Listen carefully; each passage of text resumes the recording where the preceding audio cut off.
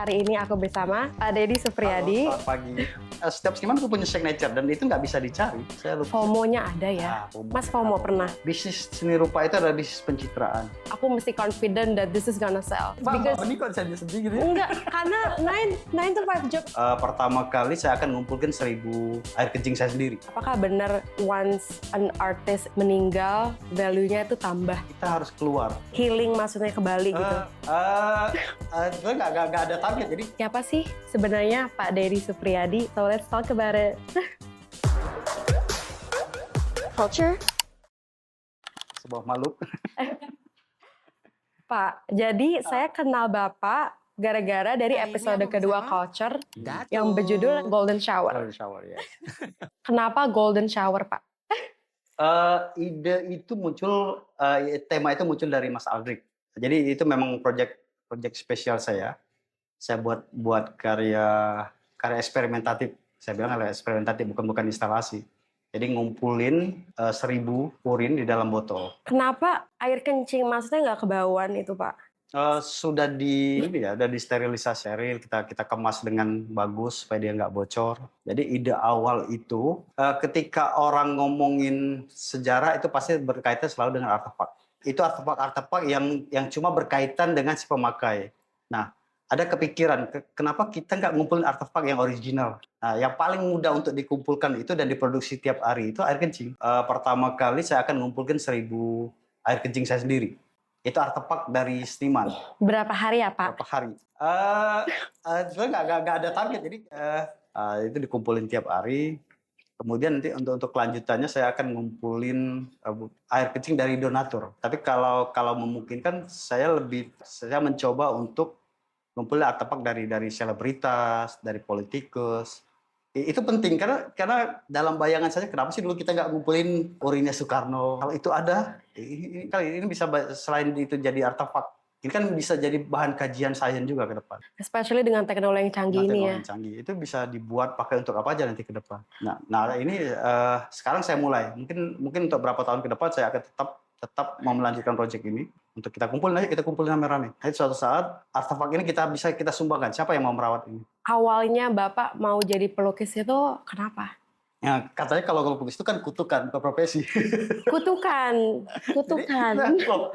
Iya ini benar. Jadi Of course. kalau mau ditanya itu dari 100 orang mungkin cuma satu yang jawab, oh saya mau jadi seniman. Enggak, ini bercanda. Iya. Kan dari kecil memang sudah sangat klise sih, dari kecil sudah suka melukis. Terus dapat sekolah yang bagus. Dan kebetulan keluarga saya mensupport itu. Kebanyakan kalau orang tua bilang aku mau jadi pelukis tuh kayak, hah? Uangnya dari mana? Terus Kamu mau jadi kenapa? Lepas dari sekolah menengah seni rupa, karena nggak ada tempat kuliah di seni rupa di Palembang, pilihannya ke Jogja atau ke Bandung. Saya masuk ISI, daftar di ISI dan keterima. Keterusan sampai sekarang nggak pulang-pulang. Bapak asli dari Yogyakarta kan? Saya dari Palembang. Oh, Palembang. Palembang hijrah ke sini. Bisa bikin pempek dong ya? Saya nggak bisa. Oh, oke. Tapi kangen makan pempek. Setiap hari bisa makan. Oh, tuh kan. Ketimun emang enak. Oke. Pertama kali kita masuk ISI, kita diajarin semua teknis. Jadi memang ada dasar-dasar teknis yang harus kita kuasain dulu. Mulai dari realis, mulai dari gambar bentuk, itu harus realis awal-awalnya. Dan semua teknis itu dipelajarin. Kemudian di semester akhir kita disuruh memilih, kita mau membuat karya apa. Awal itu saya melukis masih figuratif, tapi temanya lebih ke tema-tema realisme sosialis. Di angkatan saya 95 sampai 98 itu kan masih... Oh, 95-98? Ya, 95-98 itu masih realisme sosialis lagi gila-gilanya, karena penerbitan mulai sangat terbuka. Nah, saya juga melukis dengan tema-tema realisme sosialis selama sekitar 3 tahun. Kemudian dari situ saya pikir kayaknya ini bukan tema yang cocok deh buat saya. Suka tema-tema yang personal. Nah, disitulah ketemu dengan tema-tema eksistensialisme. Bagi saya sendiri itu saya merasa bahwa saya punya kesulitan untuk menggambarkan eksistensialisme itu. Karena ada lucu ya, karena Bapak pelukis ya. Iya, karena ada beberapa bagian yang memang nggak bisa dijelaskan dengan gambar. Nah, kepikiran untuk menulis. Jadi ada gambar, ada sisi-sisi juga yang saya tulis. Itu awalan saya berkenalan dengan teks. Kepikiran kenapa saya harus menggambar lagi? Kenapa nggak tulisan ini teks sebagai elemen lukisan saya? Dan itu keterusan sampai sekarang. Untuk tahu itu, oke, itu signature saya. Itu perjalanannya gimana, Pak? Nggak ada rekayasa ya. Kalau orang bilang setiap seniman punya signature dan itu nggak bisa dicari, nggak bisa dicari-cari, nggak bisa dibuat, itu natural, berjalan natural. Tiba-tiba, kok saya nyaman di sini ya? Memang kita nggak pernah mencari kita akan menjadi pelukis abstrak, kita nggak pernah mencari untuk menjadi pelukis realis. Dibahas aja itu pilihan, dan pilihan ini pilihan yang bukan bisa direkayasa. Tapi kalau dibilang apakah akan di teks terus atau di karya-karya seperti ini terus, saya pikir nggak juga. Kan karena seniman pun harus berkembang terus. Oh, berarti painting evolve ya? Tidak cuma di lukisan, di dunia kreatif apapun, di musik, di film juga. Kadang-kadang kita tahu tanpa harus tahu sutradara, oh ini pasti Kayak Pengabdi Setan ya, ini pasti tahu nih siapa yang rame itu. kalau bagi saya lukisan itu bukan sekedar hiasan ya, bukan sekedar hiasan yang berhenti di dinding. Tapi memang harus ada pesan-pesan khusus yang harus kita sampaikan ke audien. Syukur kalau lukisan itu memberikan pencerahan, memberikan insight bagi orang yang melihat. Tapi minimal kalaupun insight itu tidak sampai ke audien, seniman sudah mencoba untuk menyampaikan sesuatu. Mencapai sesuatu ini tidak harus juga sesuatu yang luar biasa. Kritik-kritik kecil atau ide-ide yang bisa menggelitik, yang bisa memicu orang untuk membuat sesuatu yang besar. Saya percaya bahwa seni lukis itu adalah produk intelektual, ya tidak cuma stop di sekedar hiasan dinding. Oh, berarti have something to gain after ya. Tiap aku ngelihat lukisan, pasti ada kayak kalimat yang keluar dari aku, even though itu maybe it's not the same as the painting, ada kalimat gitu loh. Kayak misalnya ini yang belakang, aduh sakit gitu loh. Ya, waktu pandemi 2020, saya bikin solo exhibition. Oke. Judulnya Superficial Reader. Jadi saya buat instalasi besar dalam satu ruangan. Saya menghancurkan 7 ton buku. Dalam ruangan saya bikin ruangan, saya bikin air hujan dari atas, di bawahnya ada kolam dan buku-buku. Saya menghancurkan 7 ton buku. Saya tidak mengkritik, tapi memaparkan bahwa ini loh fenomena yang terjadi. Ini ada perubahan signifikan antara literasi digital dan literasi analog. Kalau generasi saya itu generasi analog. Kita bisa membaca buku fisik, tapi berbeda dengan generasi setelah saya, itu lebih banyak ke buku-buku digital dan produk digital. Yang saya pengen kritik dari fenomena ini adalah ada pergeseran literasi, bukan cuma pergeseran literasi. Jadi kalau di analog itu kita tahu siapa penerbitnya, narasumbernya apa, ada pertanggungjawaban memang yang bisa dipertanggungjawabkan. Tapi kalau di literasi digital kadang-kadang itu lebih bias. Tidak tahu. Pembaca juga sekalian juga menjadi informan. Kita membaca itu, kita juga bisa menjadi informan dengan merepost ulang. Nah di sini, gejala-gejala ini kadang-kadang itu munculnya hoax. Kita tidak tahu siapa sih yang memulai ini. Nah saya cuma pengen menyampaikan gejala itu. Sampai sekarang itu masih saya coba gali terus. Buku menurut Bapak itu artinya apa? Buku itu penting. Karena saya juga membaca terus dari dulu, dari zaman kuliah. Di generasi saya literasi itu cuma dari buku, nggak ada literasi lain. Sekarang kan nggak harus buku, nggak harus dari buku, dari sosial media kita bisa banyak dapat informasi. Sekarang ya bukan berarti digitalisasi itu jelek atau buku itu lebih bagus, enggak. Sekali lagi saya bilang itu punya kelebihan dan kekurangan masing-masing. Saya nggak bisa fokus sih kalau digital. Lebih sukanya sih kayak physical sih. Ke fisikal. Iya. Iya, saya kemungkinan old soul kali ya. Digitalisasi itu dia tidak cuma di sana juga ada elemen suara. Ini yang memecah konsentrasi kita. Tapi harus diakui bahwa dengan digitalisasi itu informasi itu lebih cepat. Ya, seperti itu sekarang. Memang pergeserannya memang terjadi seperti itu. It's either you're terima ya, or you like tenggelam ya. Tidak ada persoalan sebenarnya kan. Tinggal kita bisa memfilter apa yang kita butuhkan. Apalagi sekarang ada dunia AI ya. Ya, mungkin orang banyak mengira ini sudah ada AI, buat apa lagi lukisan? Tidak. Ada hal-hal yang tidak bisa dicapai dengan AI.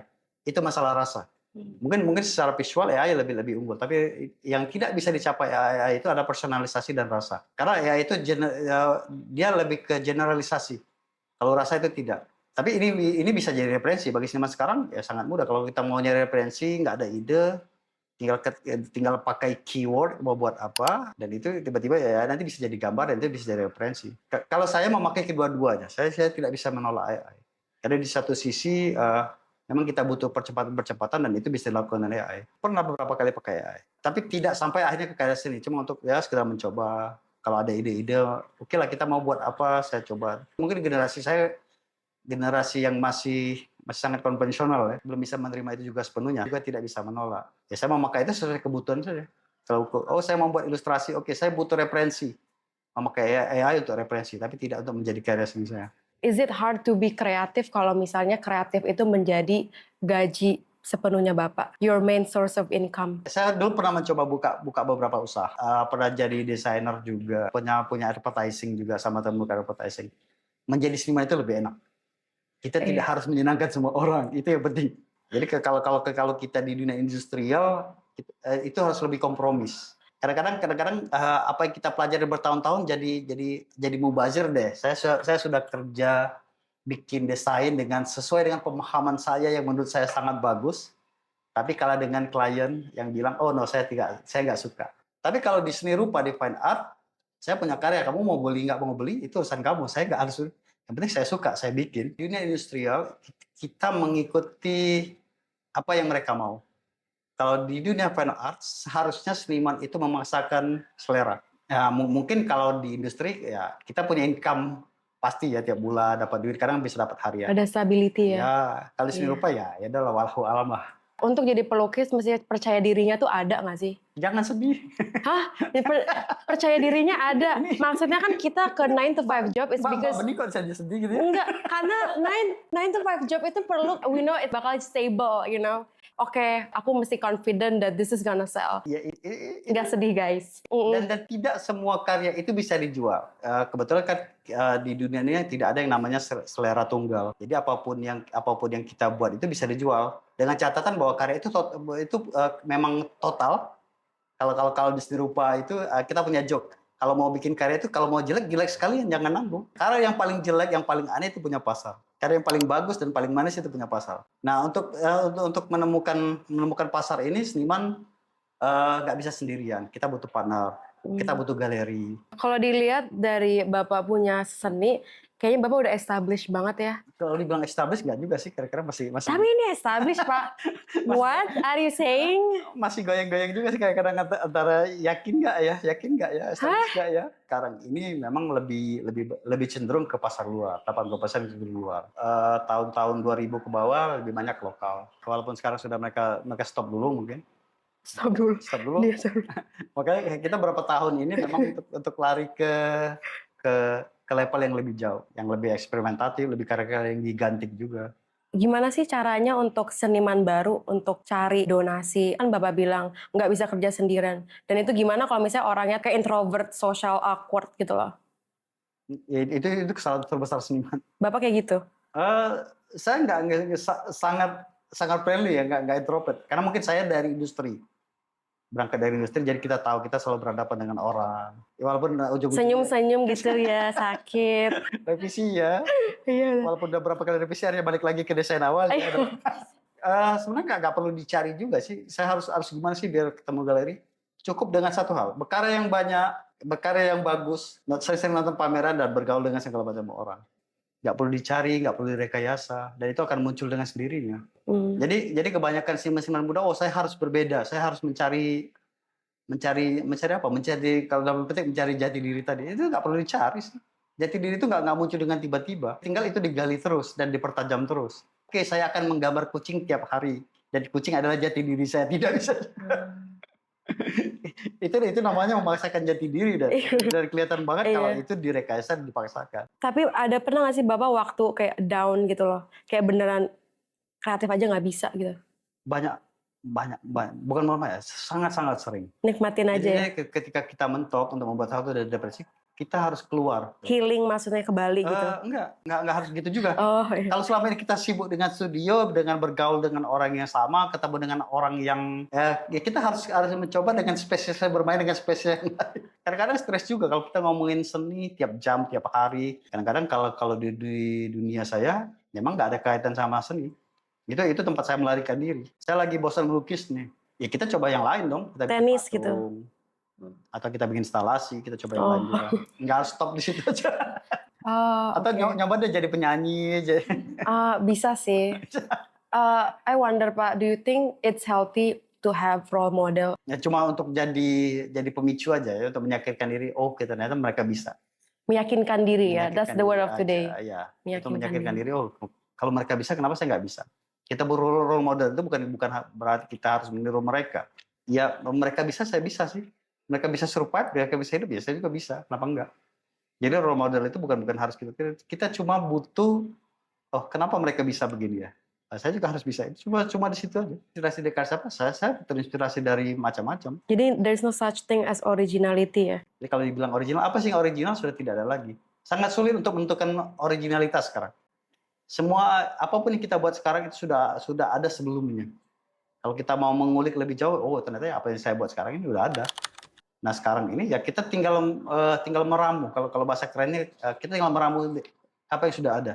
Kalau mau original, kamu tinggal di hutan, tidak usah bersosialisasi, bikin sendiri, menemukan sendiri apa yang kamu buat itu yang original. Orang bilang lukisan kamu mirip Basquiat, ya betul karena dulu representasi saya Basquiat. Karena tinggal kita memilih, kita bisa nggak meramu kelebihan mereka menjadi karya kita. Itu lebih penting. Tidak perlu originalitas itu tidak perlu dicari, itu akan muncul dengan sendiri. Artinya gini, kalau kok karyanya bisa out of the box, mikirnya keras ya nggak ber. Kita harus coba dulu yang in the box dulu, baru out of the box. Bisnis seni rupa itu adalah bisnis pencitraan. Kadang-kadang karya si A kok lebih bagus tapi kok nggak bisa laku ya atau nggak bisa mahal. Atau karya si A kok karya si B lebih jelek kok bisa mahal dan bisa diminati banyak orang. Karena isu.